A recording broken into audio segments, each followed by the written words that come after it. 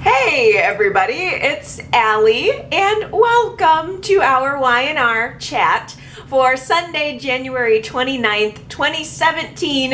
Dylan MacAvoy is dead. Well, sorta.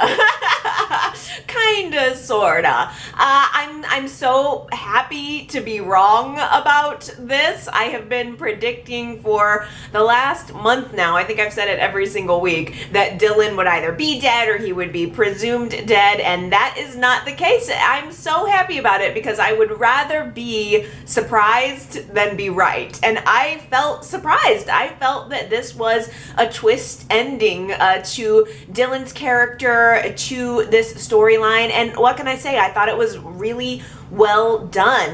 The bad guy was caught. Fisk is behind bars. He's gonna get what he deserves, and the streets of Genoa City will be drug-free once again.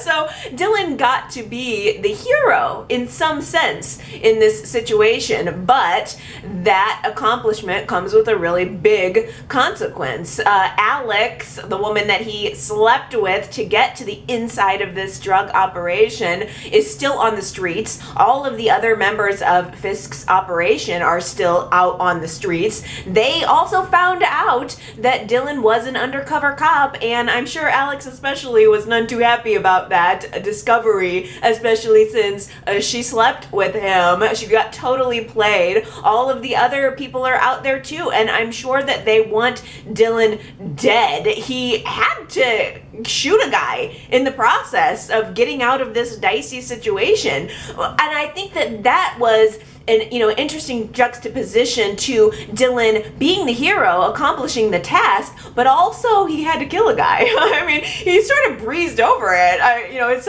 self-defense. This guy got shot, but I mean, that was gritty. I don't know if anybody else saw that as surprising or kind of, I don't know, he shot him and it was very matter of fact. And I mean, it's not the Dylan that we're used to seeing, where this is a grittier version than the good guy Dylan, the carpenter, the soldier, the guy that we've been led to believe that Dylan is. But this is another level to his character that I thought really worked. And now the problem is he is in deep trouble, having gotten into this operation in the first place and having it go awry.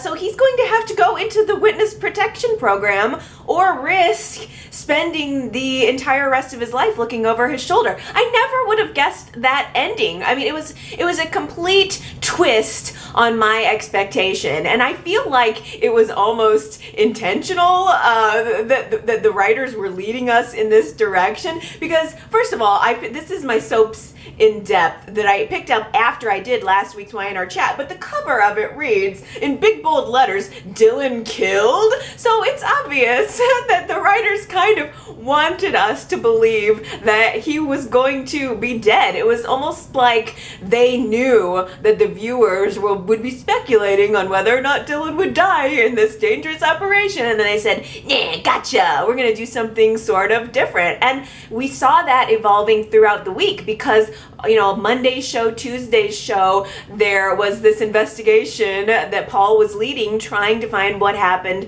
to Dylan. There was a struggle at the warehouse, and they found the blood on the floor, which presumably was the beardy guy that got shot that we saw last week. But then Paul found Dylan's dorky leather bracelets, and he's interrogating Fisk, and we're thinking that something mortally, that Dylan was mortally wounded, or they took and they drug him off and did who knows what to him. I mean, Christine had to go to the trouble of telling Sharon that Dylan might be dead. So I'm watching this thinking, I guess Dylan's already gone. I thought that he was, that it was left on a cliffhanger note like that. And when he walked through the door of Sharon's house, I swear I thought it was a fantasy. I almost checked out a little bit, because he's walking through the door looking all sad, and it's just as she's wanting him, missing him, wondering where he is, and she's turning around and he's just there walking through the door, and everything in me said, just a fantasy. I'm gonna kind of whatever, Sharon. I could have walked away from the screen at that point, but as I kept watching, I'm realizing, wait a minute, this is actually happening. It's a total twist. I just never, absolutely never would have expected it, but it worked out in such a way that Dylan was able to say goodbye to, the people that were closest to him at the time. And in my mind, I feel like that as an ending to the character and to the story, it's just a much better tribute. It feels much more appropriate for the character and for the story. And I really thought that Steve Burton did a wonderful job. I didn't love him at first. It was not, I didn't automatically love the Dylan character. I didn't automatically love Steve Burton. I thought the whole Dylan thing was a little bit dull. He didn't draw me in, but over time, as someone who never really watched General Hospital, who wasn't familiar with Jason, to me, over time, I began to see and accept what made this actor so compelling. And just seeing his big blue eyes filled with tears as he was saying goodbye to everyone in his life, it was just incredible. I thought it was also incredible to be able to see these other levels of dimension through grief of Paul and Nikki and Sharon. I'm just so pleased by the fact that we are getting actual closure. I expected a cliffhanger, and instead they really did give me something that was packed up, but it wasn't schmaltzy. It was, it felt painful, but painful in its realness in a way. I don't know. I thought everybody was excellent. Doug Davidson also did a really good job. This was another one of those cases where sometimes Paul's a little bit bland, but this week seeing Paul searching for his son, especially the interrogation scenes where he was kind of reaching for his gun, you could tell he's desperately wanting to know where his son is. I thought that was all really good. And then that final scene with Dylan and Paul in Sharon's house, kind of at that kitchen table, a very kind of cozy situation, and they're realizing that this is the last time they're ever going to see each other again. This is the last time they're ever going to talk. I felt where Paul was coming from, fearing that his son was in mortal danger, and then realizing that it was in part because of him, and then knowing that, okay, he's alive, but I'm going to have to send him off to witness protection. I'm going to have to let him go, even though I love him so much. To gain someone that you love back thinking they were dead and then realizing you have to let them go, I felt like all of that was played beautifully by Doug Davidson. And furthermore, I felt like the actors were kind of saying goodbye to each other, and maybe that's what added the extra emotional punch, because I know that Doug Davidson and Steve Burton became really good friends in real life. And so in a way, I'm listening to the lines that are being said thinking this feels like a goodbye between two friends also. Dylan saying to Paul, I learned so much from you in just such a short amount of time. I couldn't help think that maybe Steve Burton was looking up to Doug Davidson a little bit as an actor, and maybe they were swapping ideas, and just that from working together, it was almost Steve Burton's way of saying, I've learned a lot from you, Doug, throughout this time. And then Paul saying to Dylan, I'm going to miss seeing you every day. This is a father-son who worked together at the police station every day, and these are two actors who worked together probably nearly every day. Maybe I'm reading too much into that, but it felt like there was a little extra going on underneath there. I liked seeing Nikki folded into that situation, and her having her one-on-one time to say goodbye to her son. She really made me tear up, because this is a woman who just gained this son. She never knew that she had him, and now unfortunately they kind of had a rocky last few month or so. Everything that went on with Nicholas, and I just felt like her pain was very real to me, not wanting to let him go. That moment where they were trying to explain to her what was going to happen, and her first reaction was just no, and to embrace her son. It was always like she just didn't want to hear it. She didn't want to lose him, and that's all that she knew. But knowing that she kind of has to let him go, and then seeing the three of them bonding together in that very powerful scene, I loved it. And then there was Sharon. That didn't even. I was sold on this ending, and like watching Friday's episode, I kept thinking, this is almost too much. I kept anticipating him getting to Sharon, because the way the scene was framed was that he came home to Sharon and then she went off, and then we got the goodbye with Nikki and Paul. And the whole time during the goodbye with Nikki and Paul, I kept thinking, I'm almost not waiting. Like, I'm knowing that Sharon's gonna come home and that's where he's gonna have to bring down the hammer, because she thinks that she's going to go with him. She thinks there's a possibility that they're just gonna run off into the underground together. And again, this is a woman who thought that she lost her husband. She thought that he might have been dead, and now he's coming back to her. There's no way she's just gonna let him go. And he's realizing, and I think he probably realized immediately, that that was never gonna happen. But we know as the audience that Sharon is foolishly thinking that she's gonna be able to follow him, and that she will never be able to. So, watching me, again, as the audience, dreading Sharon coming home, because she's gone from this joy of thinking that he's alive, thinking they can go back to normal, then accepting that she could leave her children and her entire family to follow him, and then to realize that she's losing her husband forever. Oh my gosh, I just about died. The everybody leaves speech, that was over the top. I could not even believe how freaking good that writing was, and how freaking good that delivery was from Sharon Case when she sat there and looking up at Dylan with tears, mascara running down her face, saying, everybody leaves. That's what they do. From my father to the men that I've been with, everybody leaves except you, Dylan. That speech. Where's the Emmys? Can we just give that an Emmy right now? That speech was freaking credible. And Dylan, listening to it, she's saying, everybody has left me except you, yet he is leaving. He doesn't want to, but he is leaving. And he just looks at her and says, will you ever forgive me? Will you please forgive me? Because he's the one that accepted this assignment.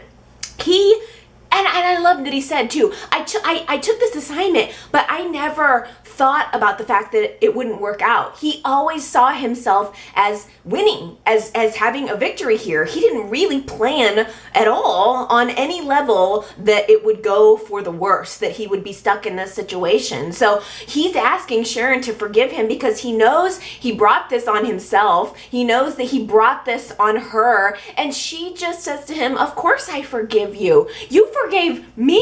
You forgave me for what we did, for what I did with Sully, for giving you a son and then taking the son away. Of course I forgive you. And that just spoke to their relationship and to how, just to the nature of who these two people are and why their relationship was special. And then for Sharon to have to just watch him walk out the door. I can't imagine. I of course I'm putting myself in her shoes, and I can't imagine having to watch him walk out the door and not be able to do a damn thing about it. She puts this ring back on her finger, the ring that she was caressing last week, and he just there's this really, really nice sequence where we see them, it's like a series of flashbacks, but it's interspliced with what's going on right now. So, they're kissing, and then we see a flashback of them kissing. When she put on the ring, we saw the flashback of their engagement, and I liked the way it was cut together because the specific flashback scenes that we were being shown showed us their engagement, their falling in love, and then the passion, the romance, they're kissing and making love, and then there was this slow motion scene where just in slow-mo, he walks out the door and he's just like slowly walking out into this darkness and this snow where the headlights of the car are shining on him, and we're just seeing the silhouette of him walking away into the distance and Sharon crying on the porch behind him. Let me tell you, that was a 3 Kleenex scene.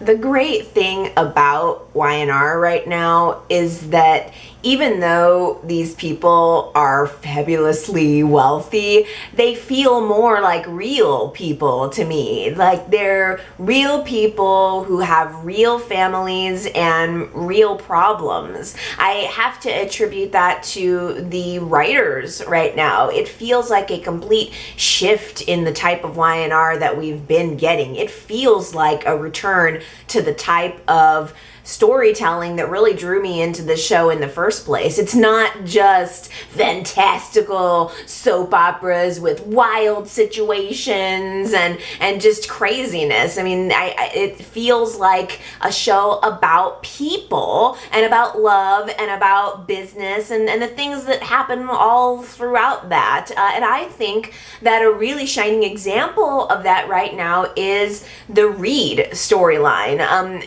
The thing about it is, even though I love to gossip and dish about it, the great thing for me as sort of a hopelessly empathetic person is that everybody has a point of view. And I understand it. I understand how Reed feels. I understand how Victoria feels. I even understand how Billy feels. All of this just makes sense to me. First of all, Reed just wants to be seen as an adult, yet at the first opportunity he gets babysitting the other 2 kids, he's inviting a young lady over and he starts busting the moves on her on Victoria's couch.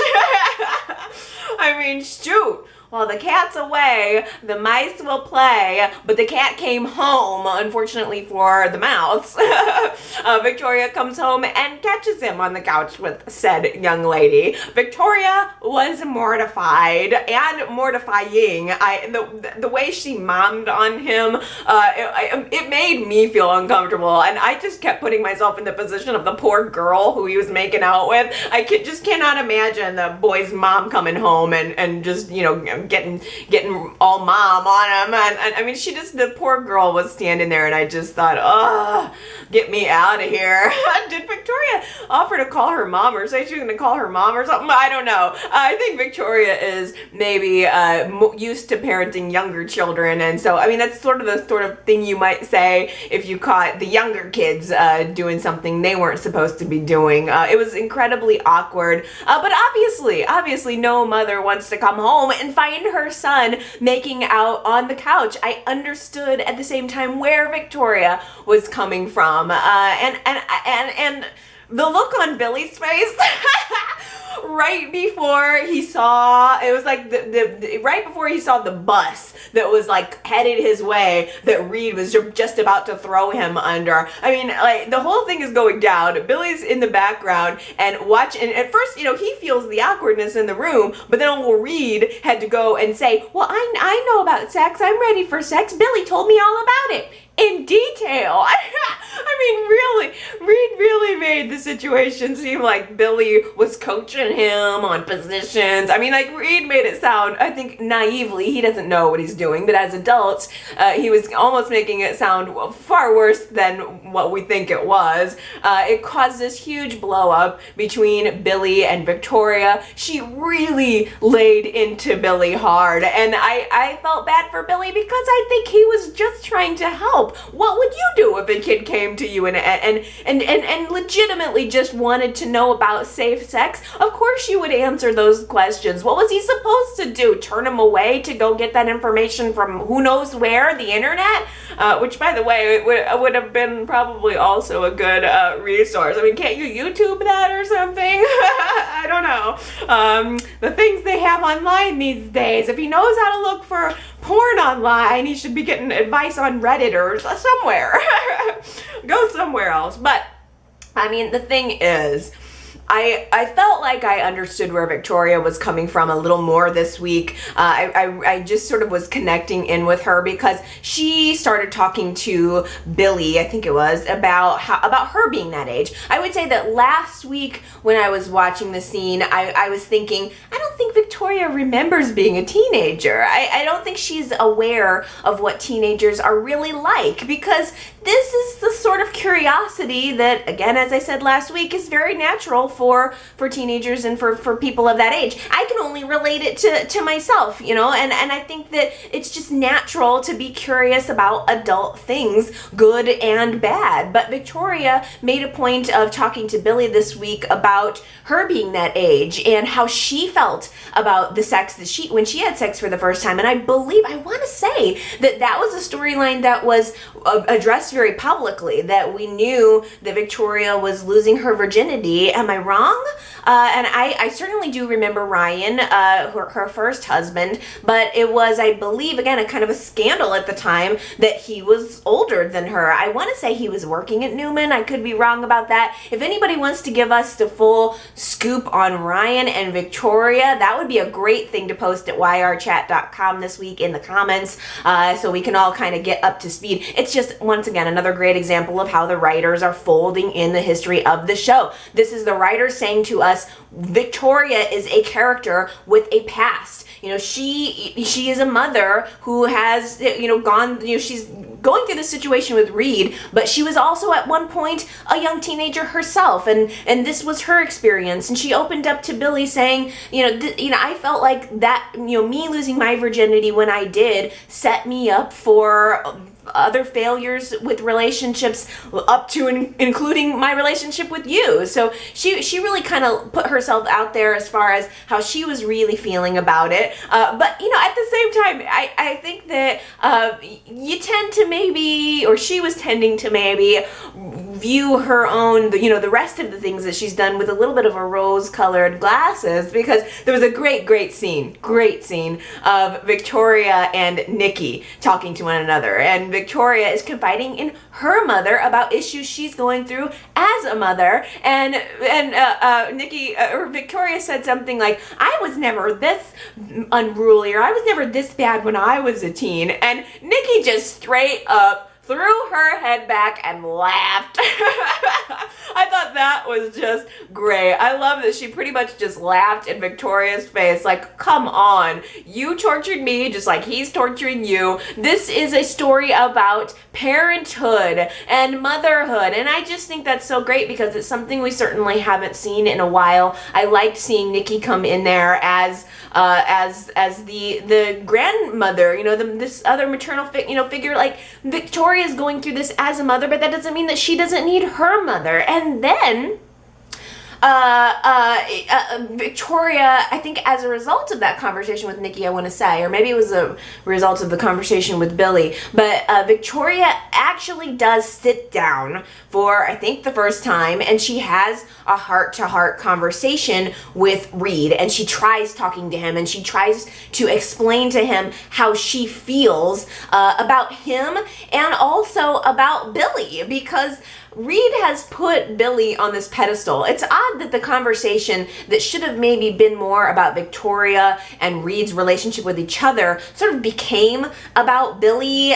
Reed had overheard the argument that she had with Billy, and he wants to defend Billy. He looks at him as a role model. He was a stepfather for most of his life. And to Victoria's credit, I will say she didn't try to destroy Reed's vision of Billy, and Victoria could have said, oh yeah, well, here, let me tell you what your precious Billy has been up to. He gambles, he cheats, he has affairs. Billy has put Victoria through the ringer. If somebody, if let's say your ex-husband's there and he's done some things that were not so great to you, to not badmouth them, I think is that takes some restraint, and Victoria really showed that, but it was totally lost on Reed. The conversation really went downhill. She, I think, maybe lost control of it a little bit. Reed, he's just adjusting to his new life too, and he said something to her to the effect of,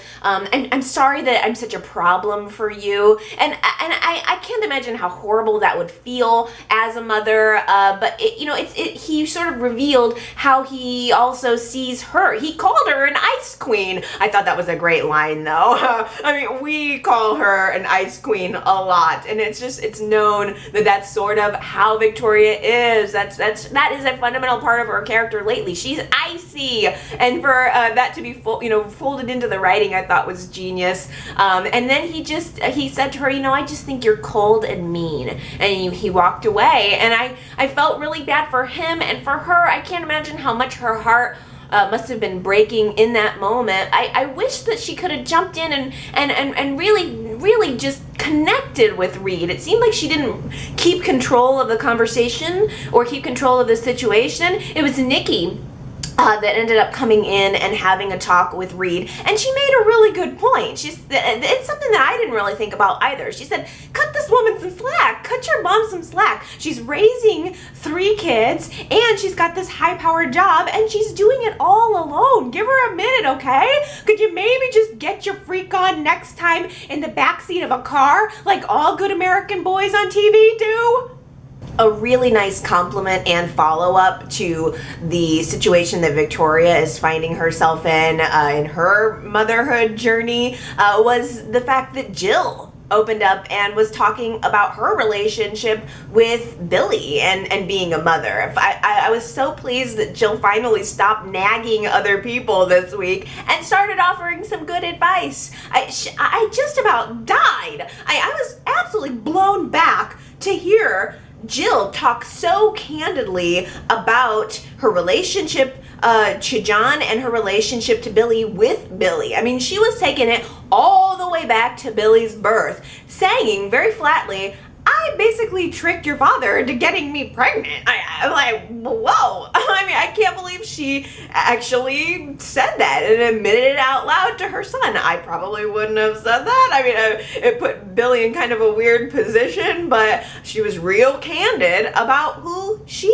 is. I thought that was great. I mean, Billy's feelings of resentfulness toward his mother for shipping him off to boarding school and never being there in his life, that has been like a part of the story for a while. We saw it play out with Catherine's house and her mothering him and him feeling resentful toward her, and she finally really addressed the whole thing openly, saying, John was older when I got pregnant and he didn't feel like he had the stamina to raise a young child. And so a lot of the responsibility was left on me, and I resented John for not being there to help me. And motherhood, yeah, I never really made it a priority in my life. It was an incredible speech. She's saying, I would just look at other women with their babies, and I realized that I just didn't have it. I didn't have that motherly instinct. Something was missing in me. I couldn't believe it. Maybe it was something, I was watching that scene in the middle of the night up with my daughter who's crying and I don't know what to do, and so I'm zeroing into Jill and talking about that, and it's like, wow. I mean, who doesn't have that feeling of hopelessness, I suppose, when you're raising kids? And it just tied in so beautifully to what Victoria was going through. It's like Y&R is thinking about who their audience is and really giving them reasons to connect in with the characters, and rather than just having people be busybodies or do things that are on the surface. I mean, this is really giving us something to dig, that to grab onto, to sink our teeth into. And I also just liked in general that Jill was admitting in that moment that she is no saint.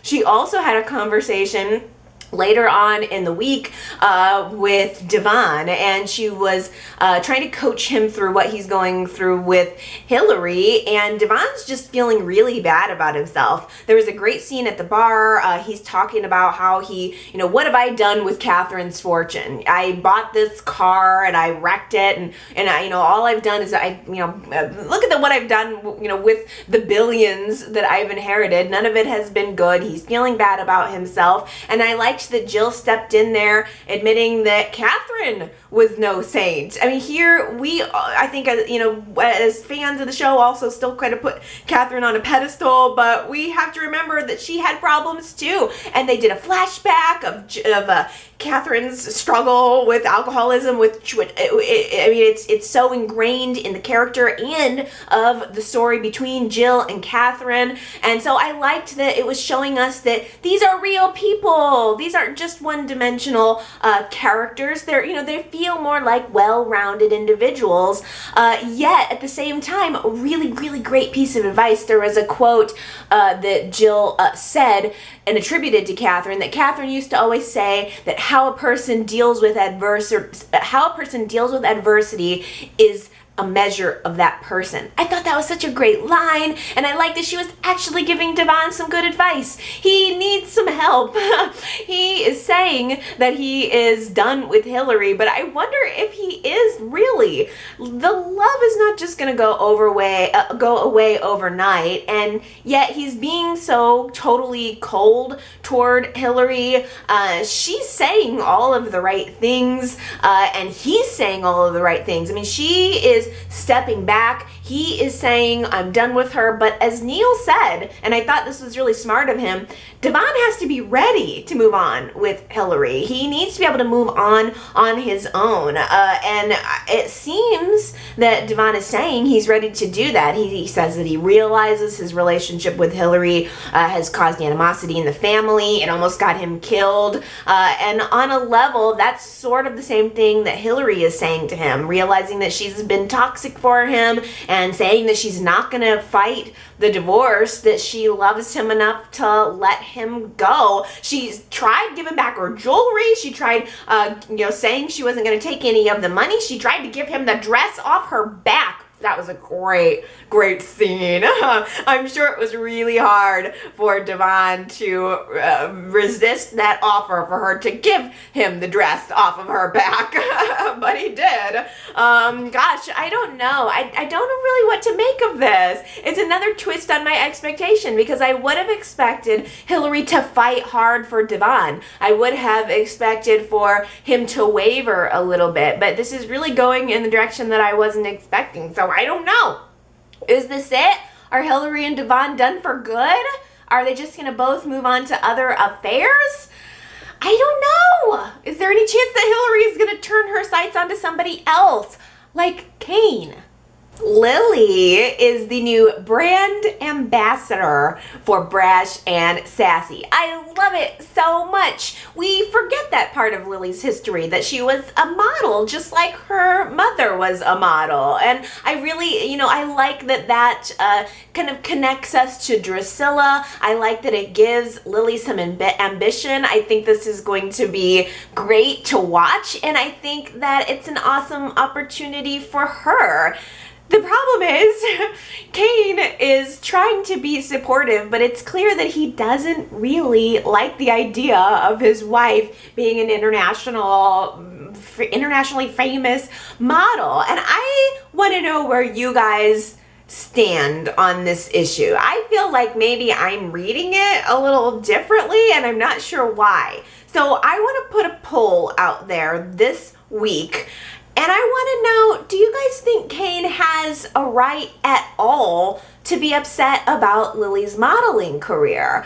YRChat.com if you would like to vote in that poll and give me an idea of where you stand on that issue. Maybe even give me a little bit of a different perspective. Do you think that Kane has a right to be upset about Lily's modeling career? I feel like my opinion is going to be unpopular here, but on a level, I can understand where Kane is coming from. Because first of all, Jill and Billy completely bypassed him on a business decision. He's supposed to be, he's supposed to have equal say as Billy. I don't know why he's blaming Billy for it when it was really more Jill's idea and Billy was just going along with it. But at the same time, that's the man's wife. I think it's rude and unprofessional to go to Lily and bypass Kane when he is equally as important in the company, where he wants to have a say. I think it would have been a professional courtesy and a personal courtesy to run the idea by him and just say, hey, why don't you ask Lily to do this? She would love it, and we'll work with you guys. I mean, it felt like it could have been handled better on Billy and Jill's part. But second, I guess the thing is, I can understand him having reservations about it because it's an upheaval of their life, and she didn't really talk to him about it before accepting the offer. I don't feel like Kane is trying to be oppressive to Lily and oppressive to her career, but I think it's something that they should have talked about first. She's so excited about it, and I don't blame her. And she leapt at the idea. She said, "Oh, I want to be brand ambassador. I love this. This makes me feel good. This feels good for me, for Lily, for completing who I am, and this is something that will be good for my soul." And she leapt at the idea and then kind of pulled back immediately, like, "Oh, I mean, if it's okay with Kane," but and I don't blame her for that at all. She was excited. She accepted the offer and kind of leapt before she thought and talked it through with her husband. But I feel like this is sort of another one of those, I don't mean to beat a dead horse, but it's sort of a real issue that husbands and wives might have. I mean,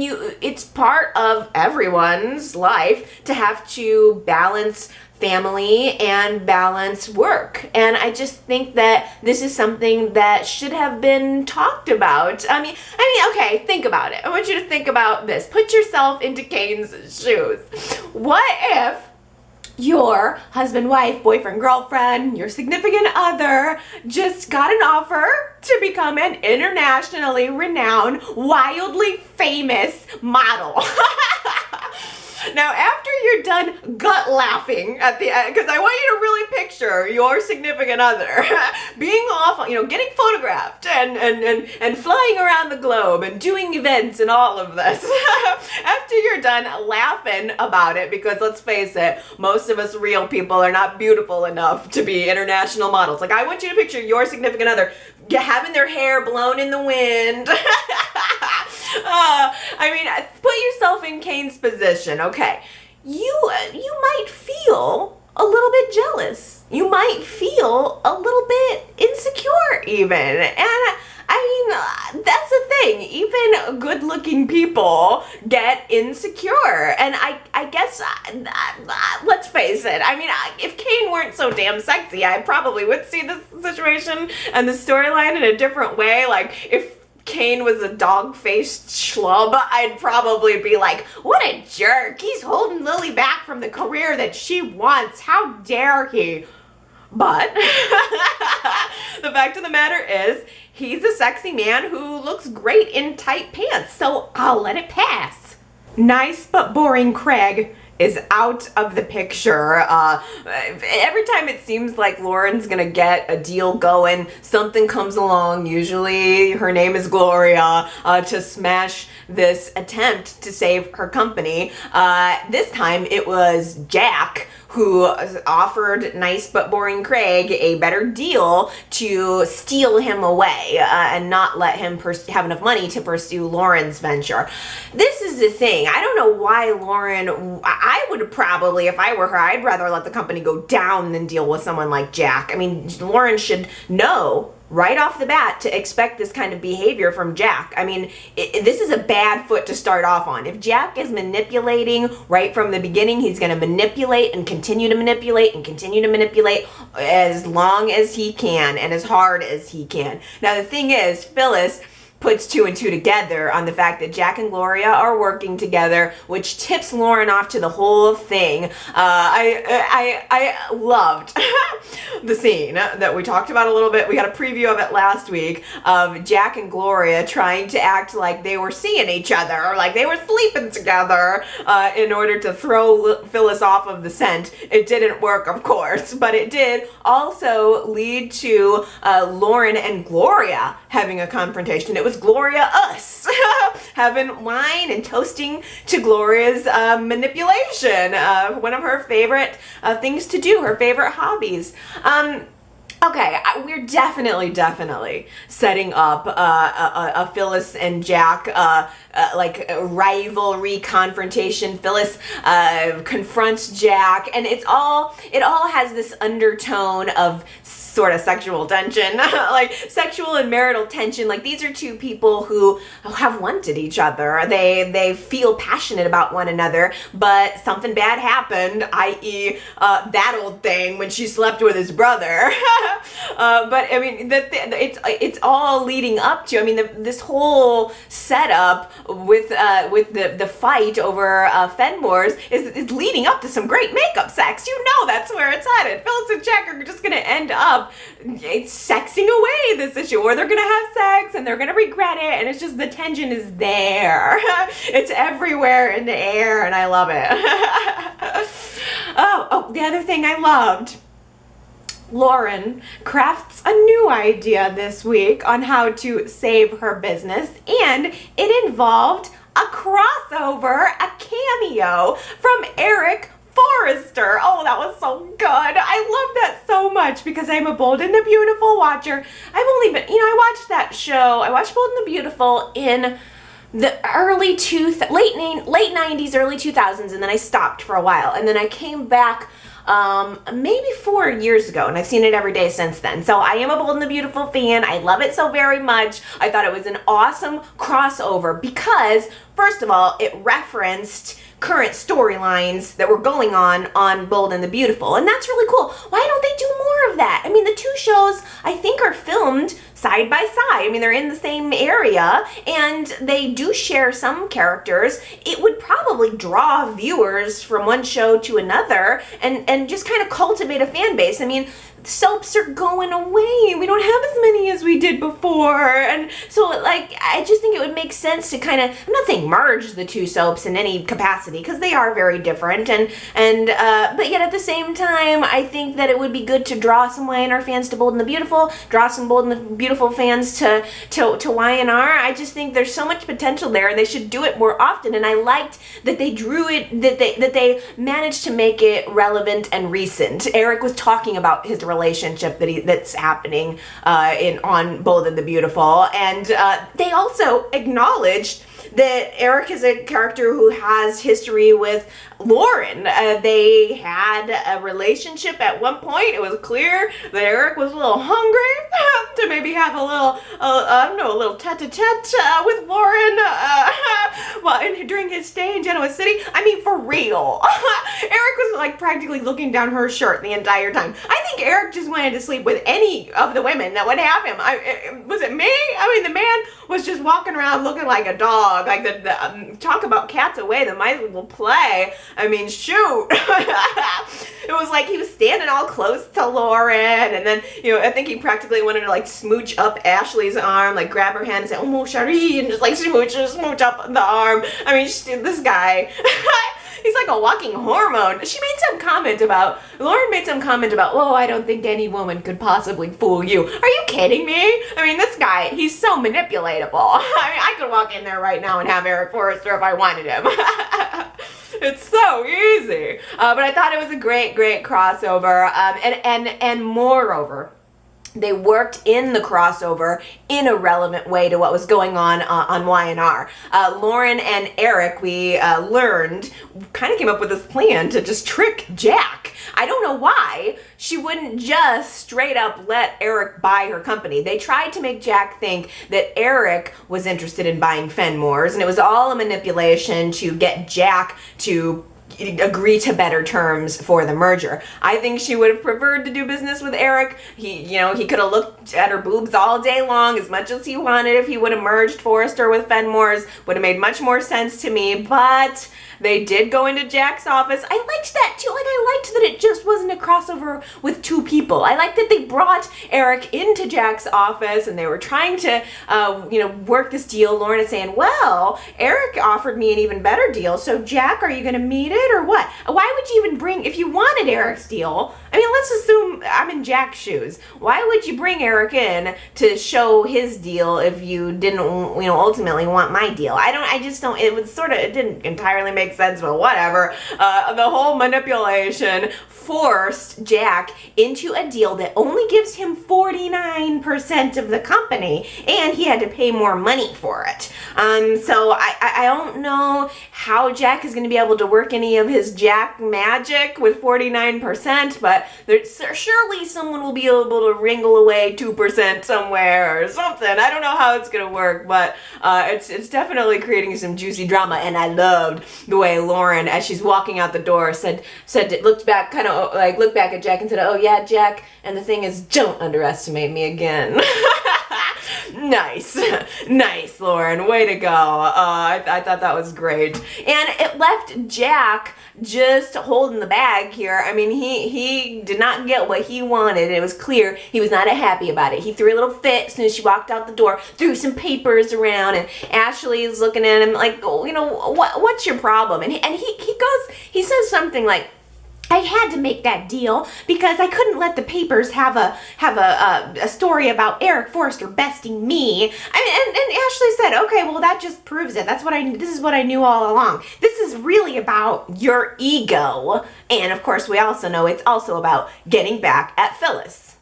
Y&R is fun, and it's funny, and it is sometimes audacious, but it's also sometimes really, really poignant. Last week, I plucked out a quote from a speech that Devon was giving to Hilary. He had just recovered from his car accident. He was realizing that he had this whole new lease on life, and he wanted to carpe diem, seize the day, and he said a line that was, quote, "Life isn't just a gift, but a series of them."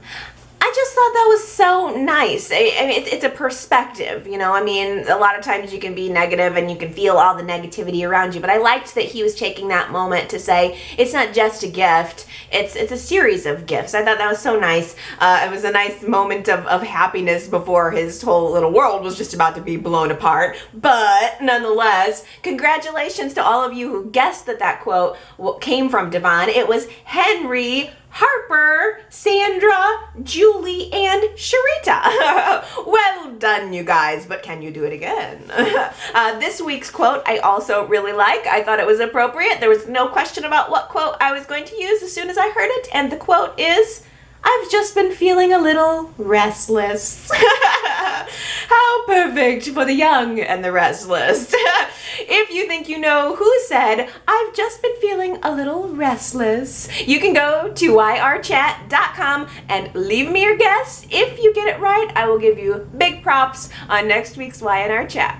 The other thing I like about the Reed storyline right now is the fact that it seems to have sparked a lot of conversation. I think it's time to read some of your comments, and there were a lot of them that I had this week that were about Reed and Victoria and the nature of their relationship and what they're going through. Together in Song on YouTube says it's important that Victoria engage with her son. I think that's really, really true. Together in Song, she did a bit of that this week, but I think you make a good point that she is kind of talking at him, but she's not really talking with him and really connecting with him. And to that point, I wonder if maybe Victoria sheltering Billy or sheltering Reed from the realities of who Billy is that really helping him? I mean, would it benefit their relationship at all if she were a little more real with Reed, if she just kind of treated him more on the level and said, I want to treat you like an adult, so I'm going to give a little bit, and in return I want to see you acting a little bit more like an adult. Sandra at yrchat.com says Victoria manages Reed with a business mentality, not a maternal one. Oh, Sandra, as soon as I read that comment, I literally oohed out loud, because dang, that's a good point. She manages Reed with a business mentality, not a maternal one. Dang, I'm gonna leave it at that because I couldn't have said it any better. Jamie at YRChat.com says, I think it's wonderful that Reed trusts Billy and looks up to him. The fact that Billy was quite a teenage hellion back in the day gives him a unique perspective and a wealth of life experiences to teach Reed to not take that same path, to learn from Billy's mistakes. T. Nicole at YRChat.com says, I get that Billy has made mistakes and acted in immature ways, but Victoria should know that he's not vicious and would never encourage Reed to act that way. What's Billy supposed to do? Tell Reed your mom is the only one and only person who's allowed to talk to you and turn away? Be appreciated that Reed finds comfort and trust in someone rather than not tell anyone how he feels. That's a good point, T. Nicole, and also I like that you mentioned about Victoria should know that even though Billy's a screw up, he's not going to do anything to endanger Reed, and he's not going to do anything to endanger the other two children. Victoria really kind of threw everything into the mix. Like, she got upset about what happened with Reed, and she brought in old stuff between her and Billy, and she said, you know, something to the effect of, I don't know if I could, how can I, if I can't trust you with Reed, how can I trust you with our other two children? Which was kind of a jerky thing to say. He got really offended, and rightly so. I'm sure that they're gonna make up next week. Let's see, Julie at YRChat.com says, as a type A mother of a 12-year-old, I can really see some of my craziness in Victoria. I think it's a control thing. Young kids are so easy to control. Then when they have their own opinion, i.e. their own voice, it can be upsetting to some of us moms. It's part of wanting to be a perfect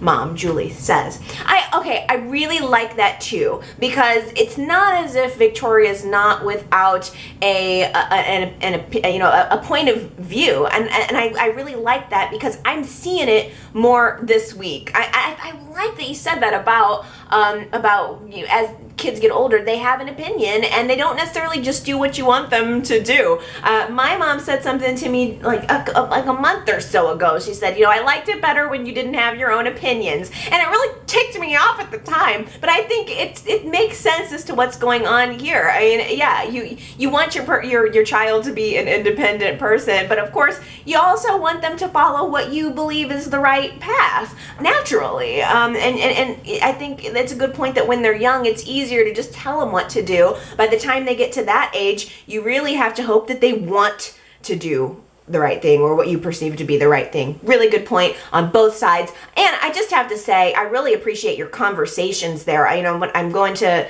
the website and I just see that you guys are making really good points and talking to each other about them. The conversation about Reed this week I thought was really good and just really smart. It feels like Y&R is saying, we know that our viewer base, we're moms, we're daughters, we're grandmas, let's get some issues in there that people might want to talk about, and this feels like one of them to me. Anna left me a voicemail this past week, and she reminded me that not only it was the crossover with Eric Forrester a throwback to the relationship that Lauren and Eric had on Bold and Beautiful. By the way, I saw that in my Soaps in Depth magazine, but I didn't realize that Eric and Lauren had a relationship on Bold and the Beautiful. But Anna also mentioned that Ashley had a relationship with Ridge. Okay, y'all gotta give me some more information on that one, because I heard Eric saying to Ashley as he was leaving Jack's office, I'll give Ridge your best, or something like that. And I thought, I guess they must have talked or whatever. They must have some relationship, but I didn't realize it was a romantic relationship. Was it a romantic relationship? Y'all gotta give me some more scoop. Come on, Anna. You said you were watching Bold and the Beautiful since day one, so I want to follow up voicemail. I want to know the history. I want to know the scoop between Ridge and Ashley. I had no idea. Katie on Facebook says, ugh. Every time I start loving someone, they leave. I don't want Dylan to go now. I felt the exact same way when Avery left. Maybe if these characters didn't have such heartbreaking goodbyes, it would be easier. I know the feeling. It's like, it's funny to hear Dylan and Sharon having that conversation and her saying everybody leaves. It's kind of how the viewers feel. If it's how I feel, anytime there's somebody on the show that I really start connecting with, it feels like they're goner.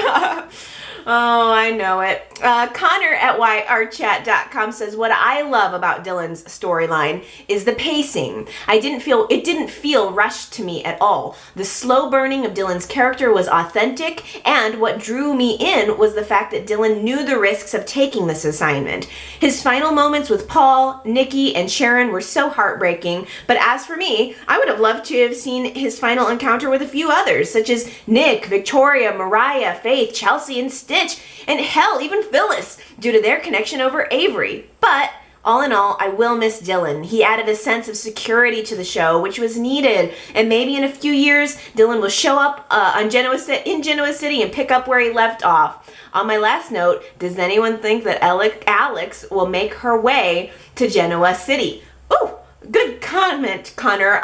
Okay, let's see. First of all, so would you guys have liked to have seen Dylan interact with a few more characters? I thought it was interesting that he didn't really get to have a goodbye with Faith, who is his little buddy. I liked that in his final speech he told Sharon, tell Faith she's a good little helper, because it reminded me of when Dylan came into town and he was this carpenter and he was working on some project at I don't remember, he was roofing Sharon's house or something, but Faith loved Dylan right away. She was following him around and wanting to help him out with things, so that was a good reminder. Would you guys have liked to have seen Dylan have a goodbye with a few more people? I think that would have been good, but I also like, Connor, that you said that he added a sense of security to the show. He kind of was that, he's just the good guy. He was the cop character. You weren't really expecting anything wild and out of left field out of him. He just was a good, stable kind of guy to have around.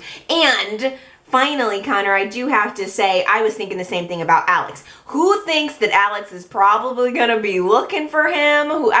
She's a woman scorned at this point. If anybody's gonna go looking after him, it's definitely gonna be Alex. Now, Daisy on Facebook left me a comment saying, so, does this mean that Sharon and Dylan are getting a divorce? It's crazy. But then I wonder, will Fisk's people find Sharon and take her just to draw Dylan out? I mean, that's a possibility because Dylan's still alive, so perhaps a new actor will take the role at some point. Daisy, I was thinking the same thing about them coming to look for Sharon. If Dylan's in danger from these people, then that means that Sharon's in danger, Faith's in danger, everybody in that family, everybody that Dylan cares about is still in danger. There's no reason why they couldn't retaliate on her.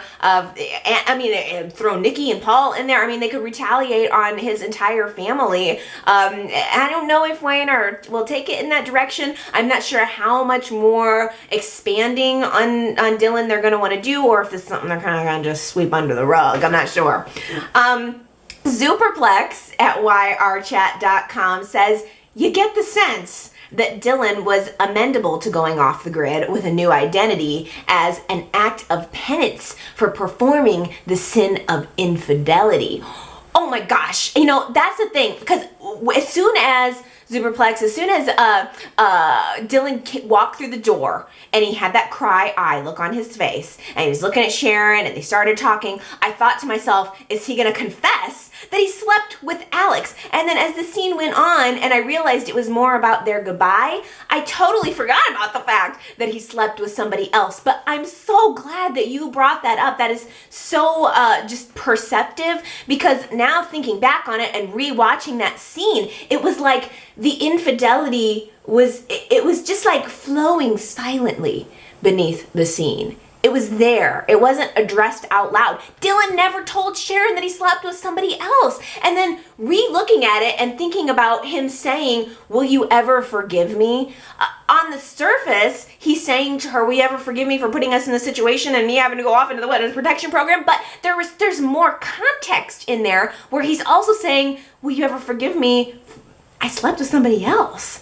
I mean, that's a burden that's just on him. I love that you mentioned that. That was so good. It's like, Superplex, your comments are always very perceptive, and then at the same time, you also gave me this little zinger at at yrchat.com, Superplex says, Lily's schoolgirl skirt was just about as short as Alex's. I love the range.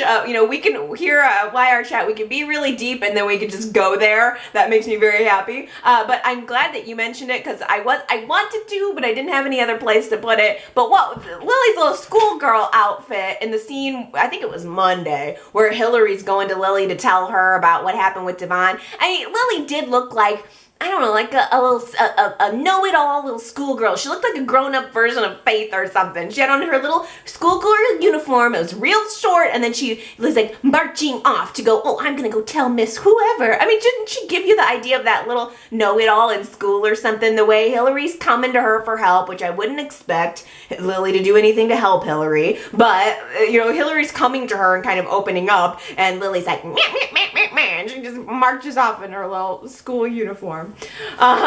Cheyenne at yrchat.com left me a comment in support of Hilary and Devon. Cheyenne also says 3 scenes stuck out to me this week, and one of them was Hilary and Jack. She's sitting at the bar alone, heartbroken. She told Jack what happened. She asked him, can you miss something that you never knew you wanted?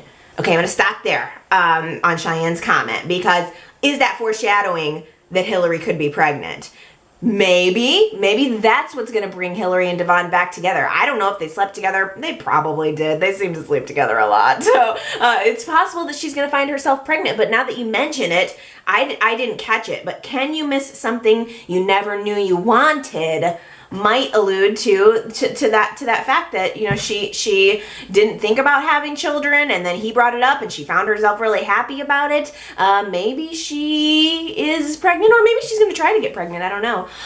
But Cheyenne also said the second scene was when she told Devon that she wouldn't contest the divorce and gave him back every gift that he gave to her. P.S. She was really pretty in that dress. And the last scene that was good this week was Hilary and Chelsea's scenes. I liked the conversation of both of them being forced to move forward in life and start a planned new journey. They should be friends, because Chloe is not a true friend to Chelsea anymore, and Hilary doesn't have friends or family. Good point, Cheyenne. I mean, yeah, maybe Hilary's not going to be living there anymore, but still, maybe Hilary could get a job with Chelsea 2.0 and start hanging out there, because surely Hilary's not going to continue with GC Buzz, right? If Devon owns that company, I'm almost wondering if Mariah is going to completely take that over, but it would be interesting if Hilary maybe went to work at Chelsea 2.0, and those two gals could be gal pals a little more often. Chelsea's just friends with everybody. She's become almost the female version of Dylan. She's just the nice girl now. Which is a complete 180 from when she came onto the show, manipulating Billy and pregnant with his child. So, but yeah, I don't know. She's the show's nice girl now. Queen Shani Love on YouTube says, I really feel like Hilary did have an agenda in regards to apologizing to Mariah last week. I think she thought that by doing it, Mariah would let it go and move on and not bring it up. Hilary is very selfish. She doesn't do anything for nothing, even if she doesn't say it. Okay, Queen Shani Love. I hadn't thought about that, because last week I was chatting about Hilary sort of selflessly going to Mariah and just saying, let's patch it up. And she didn't really mention anything that, that Devon didn't know any of the happenings of New Year's Eve. But, maybe she did. I don't know. It's always possible Hilary is continuing to manipulate. Actually, Gary left me a voicemail, I think Monday, I want to say, and it said something that hadn't occurred to me, but Gary said, Hilary is an even better master manipulator than Ravi. She's projecting that selfless image that she's gonna need to get back what she lost. I really hadn't thought of it that way, Gary, and Queen Shani Love, really. I mean, I guess I was sort of taking Hilary at face value last week and this week as she's saying, I'm going to love you enough to let you go, Devon, but maybe it is possible that she is continuing to manipulate. As Gary says, she's projecting this selfless attitude, and maybe that's what is going to cause Devon to want to take her back. I mean, maybe it's a little bit of don't give him too much. Give him just enough. Or act like, play hard to get. Maybe she's playing hard to get. Maybe. But I also like that you mentioned Ravi in there, Gary, because we did a poll last week talking all about how we're pegging Ravi. Are we thinking that Ravi is on the surface just as what you see is what you get? Is he naughty, nerdy? Not naughty. I mean, I don't know. He might be naughty. But is he nerdy and naive, or is he actually a secret master manipulator? Now, 58% of you said he's just naive. He's nerdy and naive. He is what you see is what you get. But 42% said they think he's a master manipulator down in there. And I didn't expect that vote to be as close as it is. But I don't know. It seems like the jury's still out a little bit on Ravi, but overwhelmingly everybody has said that they really, really love him. Shelly at yrchat.com says, I'm definitely voting nerdy. I'm getting the nerdy naive vibe at the moment. However, Y&R could spin this character into anything, and I'm looking forward to seeing more. Way more. I love the character and the actor. He's just so different, and he adds some comic relief to the show. I'm enjoying the process of getting to know his character bit by bit as it is being revealed to us viewers. Also, he looks like Jeff Goldblum, who I love. And then Amanda messaged me on Facebook saying, where do I place my vote for Jeff Goldblum lookalike? So, apparently, I never thought of it before, but now that you guys have mentioned to me that Ravi is a ringer for Jeff Goldblum, I can't unsee it. I'll never be able to look at Ravi again and not see Jeff Goldblum. I mean, at first when I read those comments, I said, oh, wait a minute, Jeff Goldblum, really? And then I looked back at the photo that I have on the website, and I'm like, I totally see it. I completely see it. And by the way, Jeff Goldblum's hot. I mean, he is hot, like for real. So I like that sort of nerdy, sexy thing, and I'm all for bringing Ravi on more. Absolutely, I think he's great. And I will also appreciate bringing a little bit of Jeff Goldblum love to my Y&R. Another week of Y&R in the books, on the screens, coming to an end. The character of Dylan coming to an end, but I think in a very, very satisfying way. I love Y&R right now. I'm really into it. It's really good that I have a platform to sit here and talk about my favorite show, because it's really, really, truly is my favorite right now. It's awesome. I hope you guys are feeling the same way. If you are, or if you aren't, feel free to leave me some comments. YRChat.com, as you know, is where you can go to leave me a comment and chat with other chatters. You can also, from that website, find Facebook and find YouTube, and you leave me comments wherever you want to. You can also call into my voicemail at 309-588-4569. Lots of different ways to contact me. I love hearing from you. Okay, time for me to go. I love you guys, and I'll see you next week. Bye.